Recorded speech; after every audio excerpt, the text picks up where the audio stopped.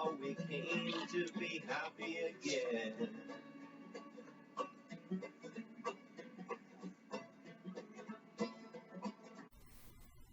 Well, hello, vinyl community. Elliot here, Lazy Dogs Records, and Robert's On My Turntable has contests. I've entered a bunch of contests in the last few weeks, but I didn't want to leave this one out. I thought it was a good theme, concept, and I thought I'd like to support Robert's channel as well.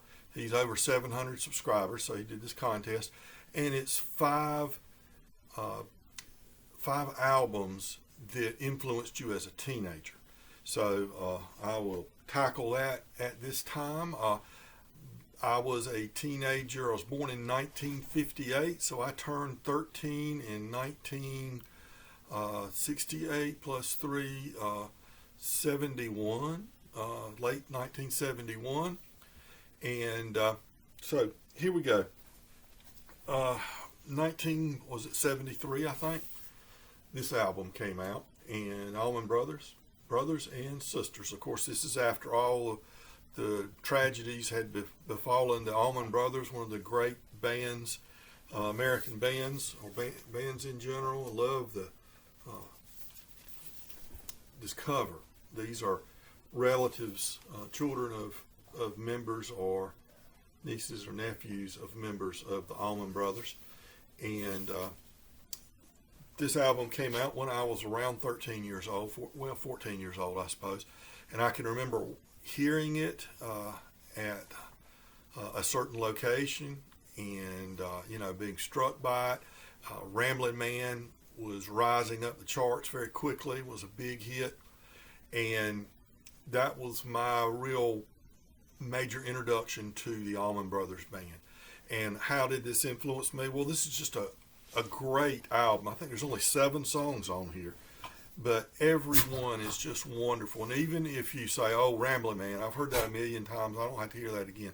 If you exclude Rambling Man, the 6 songs that are on here are just to blow you away. You don't even have to have Rambling Man. Wasted Words, Southbound, Jessica, Come and Go Blues, Ponyboy. Highly influenced by Richard Betts. He was the man that led the band coming out of the darkness of that period, the loss of 2 band members in successive years. And this album introduced me to so much music, or introduced me to this band, and this band in turn introduced me to so much music, because what happens is, as about a 14-year-old, I get this album and I love it so much, I start going backwards from there. And the first album, All the Wild, and then All the Wild South, and then at Fillmore East. I add those two to my burgeoning record collection. And this band and those albums taught me so much about where to go to explore other work. You're looking at the non-original material and you're saying, well, who is this guy? Who's T-Bone Walker they mentioned in the Fillmore East album? And who's Elmore James? Hear these names, and it's pre-internet, of course, and it sends you down a path of exploration. And so I probably would have never gotten into the blues like I did had it not been for the Almond Brothers band. And this is the album that started it all for me. And Bluegrass had emerged in the mid-1940s, and it had a resurgence as commercial country radio rejected it in the early 60s in favor of the countrypolitan sound. And it had a resurgence as part of the folk boom in the 50s and 60s. And as that began to fade, then the festival circuit was developed in the mid to late, I think it's 1966, 65 or 66, the first multi-day Bluegrass Festival occurred. And by the early 1970s, there were many festivals. Every weekend there was a festival somewhere. And I was fortunate enough that one of those festivals was about 6 miles from my house. And I started attending those festivals when I was about 14 and saw some of the classic bluegrass artists. And this album was one of the introduction albums to that genre. This was an album that's a repress, Flat and Scruggs, the original Foggy Mountain Breakdown, theme from Bonnie and Clyde.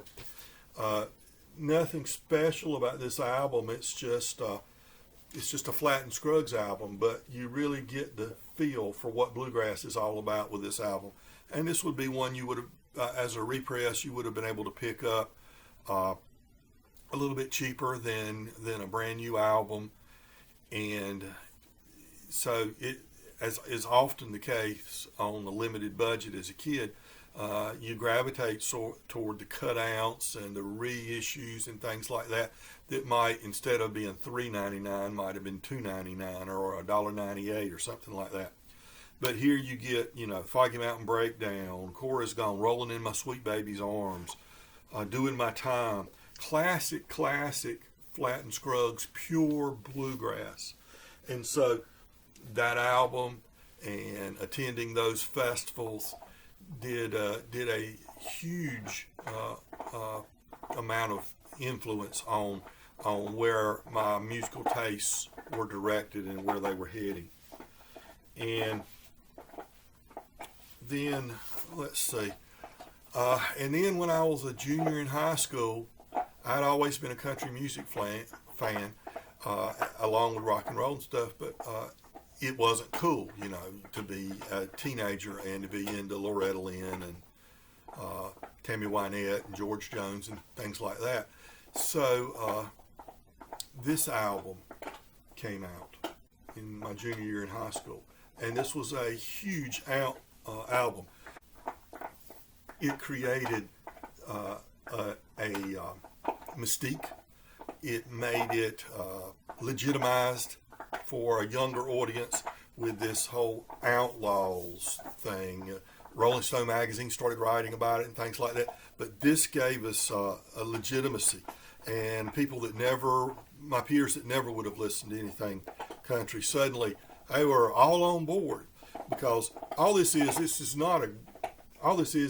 They just threw together some outtakes and some studio work that they had done, and a couple from here, a couple from there.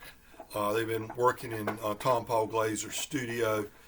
Hazel Smith, I believe, dubbed them the Outlaws, and it turned out to be packed with great, fun songs. My heroes have always been cowboys, Honky Tonk Heroes. I'm Looking for Blue Eyes by Jesse Coulter. You Mean to Say by Jesse. Suspicious Minds done by Waylon and Jesse. Waylon and Willie do Good Hearted Woman and Heaven or Hell. Willie does Me and Paul. Yesterday's Wine from Willie. And then two from Tom Paul Glazer, the man that's primarily the producer in there, an artist unto himself with his brothers, the Glazer brothers. But T for Texas was probably our favorite from this album. And Put Another Log on the Fire, another favorite. Interestingly enough, Jessie concentrates more on her marriage to Waylon, continues to do some work, but doesn't, push it as far career-wise as she probably would have if she wasn't having children and holding that marriage to Waylon together. You really don't hear much of anything from Tom Paul commercially after that, when it seemed to be he could have really used this as a launching pad for a resurgence in his career. The two that emerge, of course, are Waylon and Willie. But, great music, and again, country music becomes something that is palatable for a younger generation now. Now, also, going back a decade or so to the great country artists, and no greater country artist in the 60s and into the 70s and throughout his career after that than Merle Haggard. And this album, I had this as an 8-track originally. Merle Haggard and the Strangers, Songs I'll Always Sing. And this is a compilation of, two-record compilation of his great songs, mainly from the 60s and into the early 70s, but Fight Inside of Me, Sing Me Back Home. How many of these songs have we learned on the guitar when we're learning to play the guitar and things like that? Emptiest Arms in the World, Mama Tried, Uncle Em, Kentucky Gambler, I Am a Lonesome Fugitive, Daddy Frank. Oh man, I mean, it's just one song after the other. Working Man Blues. I take a lot of pride in what I am. There is not a bad song on here. This is a killer album. And that 8-track stayed in my car, in my 8-track player. And I'd get those rock and rollers in my car and we'd go out, small town, teenager, high schooler, you go out riding around all the time. With not much to do, but, get yourself into trouble, riding around playing music and the 8-track. And I'd get them in my car and I'd put that Merle Haggard on and what is this stuff? And by the time 3 or 4 songs had played, they had converted and they had become country music fans, Merle Haggard fans. So much in the same way that the Outlaw album did the same thing. And finally, my last of the 5 albums that were very influential to me, really getting me deep into the singer-songwriters. Not that I wasn't before this, but this really, really got me going.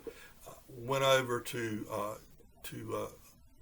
the brother of a friend of ours' house, several years older than us, and one afternoon, I think we were skipping school actually, one afternoon, and he put this album on, and we all were just, oh man, wow.